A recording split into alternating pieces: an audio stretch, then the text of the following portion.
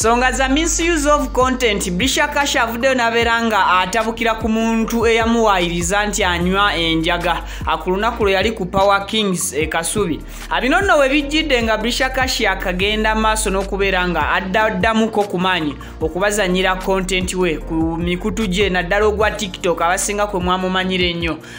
Kati olunaku olw'eggulo yabadde ku live ye era bw'atyo n'abeeranga ategeeza nti waliwo omuntu ajja amulondoola okumala akabanga naye ng'omuntu ono amulondoola mu kiti bwe kiti. Anyway, akansooke nkusaba video gimpereka like gwatannaba kubeera ng'olikinga video eno nawe watannaba kubeera ng'otweyungako nkusabye mukwano subscribinga. Oli ku Viki Exclusive wamu ne Wonderboy UG. Thank you so much for subscribing. Tubeera proudly sponsored by Biva Organic Natural and Healthy Products basangibwa ku Access Building Rubaga Road. Genda bakujjanjabisa eddagala ly'obutonde eritalina bulabe oba side effect eri omubiri gwo n'obulamu bw'omunnange okutwaliza awamu. So nga ate ye Hajjati Kalodo musomi wa dduwa ajja kuba kulombereddwa ensonga singa oba olinamu obuzibu obw'enjawulo okola ku bya passports visa bikyaganye Hajjati Kalodo ajja kulombereddwa ebyo bisobole okubeera nga byangwa. Oyagala counseling bya business bye bikalubye n'ensonga ez'enjawulo gendayo buli kimu agenda maaso n'okuba nga akikumalira. Kakati Brisher Kash mwenna mukimanyi bulungi tuzze nga tukola follow up ku mboozi ez'enjawulo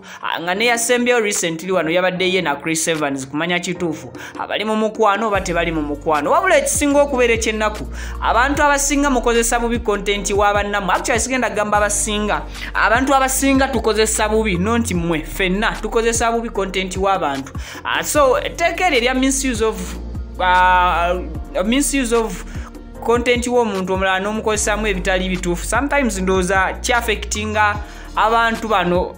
cause bwe wetegereza Brisher Kash obulumi bwe yabadde nabo nga nnyonnyola ku nsonga eno kiraga nti bambi akifiiringa muli nti omuntu oli yamuwaayiriza yamutunuzaamu kamera ng'alowooza kamera agimutunuzaamu bulungi ate kyennyamiza okuba nga essaawa zino yagenda okuddamu okulaba video yali published ng'eraga nti eyamutunuzaamu kamera yenna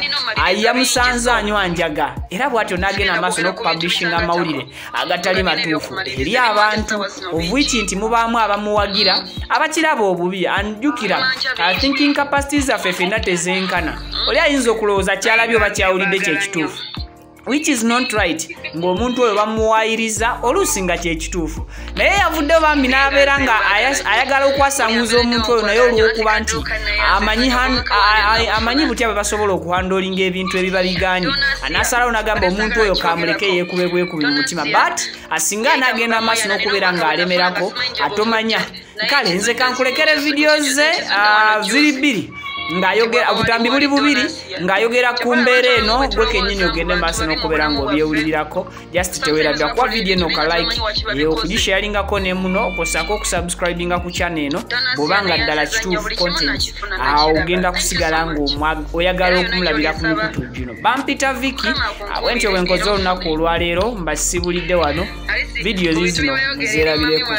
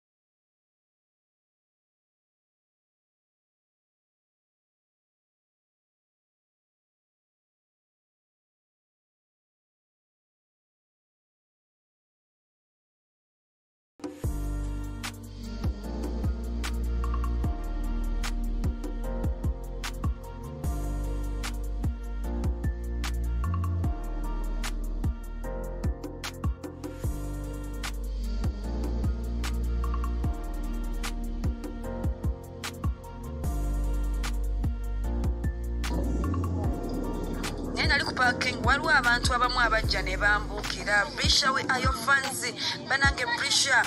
nali nakatuka bati ne bakwa mu tochi zaabwe bakwa mu tochi zaabwe eno camera zibona ne batonoza mu camera tukwagala nnyo Brisher banange we love you bichi naye nagenda okuddamu okulaba nga yafulumiza video gagamba yasanze nnyo enjaga omwana oyo mu bintu mumwesibako naye ebintu byakola si birungi naye nga tebe bali babaddeyo nga bambiita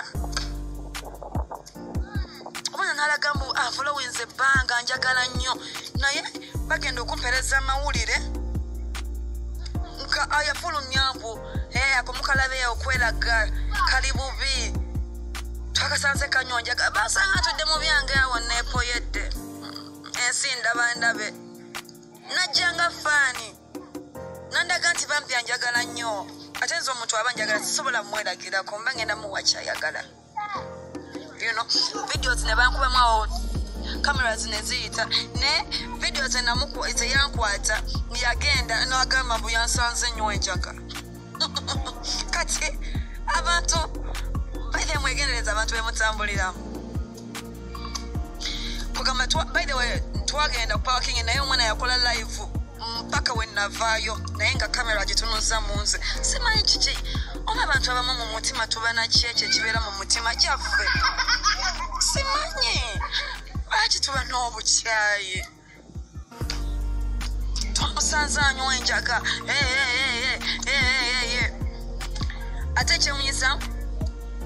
comments zange sometimes nsanga mu negativities nga mulimu comments nze ebyekisiru naye nga yoyo yennyini yoyo ate bafunye akabinja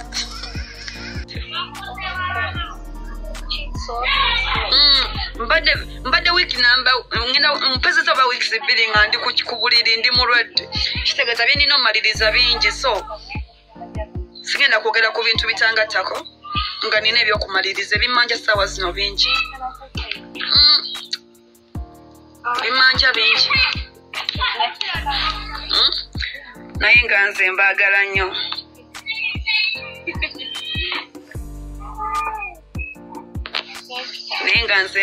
nnyo